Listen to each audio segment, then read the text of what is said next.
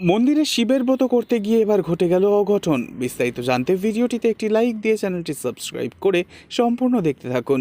নতুন পর্বতে দেখতে পাওয়া যায় সোহাগ সূর্যকে সাথে করে নিয়ে মন্দিরে পুজো দিতে আসে, কিন্তু অন্যদিকে মন্ত্রী মশাইয়ের মেয়ে ডিনা খুশি হয়েছে তার বাবাকে জড়িয়ে ধরে আর বলে, থ্যাংক ইউ সো মাচ, আজ তাহলে তোমার পাঠানো গুন্ডারা সোহাগের সম্মান নিয়ে ছিনিমিনি খেলছে।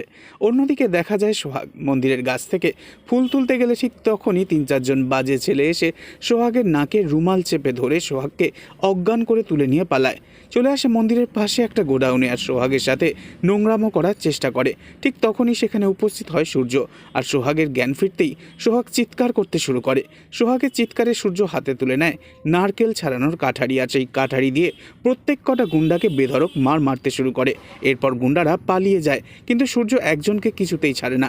সূর্য হাতে কাটারি নিয়ে তাকে খুব মারতে থাকে, কিন্তু সূর্যকে কিছুতেই শান্ত করতে না পেরে সোহাগ ঘটিতে থাকা দুধ নিয়ে সূর্যের মাথাতে ঢেলে দেয় আর নিজের ব্রত ভঙ্গ করে। আর তারপরই শান্ত হয় সূর্য। আর এই দৃশ্য দেখে অবাক হয়ে যায় মন্দিরের সবাই এবং নিমেষের মধ্যে ভাইরাল হয়ে যায় সোহাগের এই ভিডিও। আর তা দেখে তো অসম্ভব রেগে যায় সূর্যের মা ময়ূরাক্ষী। তবে কি হবে আগামী পর্বে, নেক্সট আপডেট জানতে এক্ষুনি সাবস্ক্রাইব করে আমাদের সাথেই থাকবেন। ধন্যবাদ।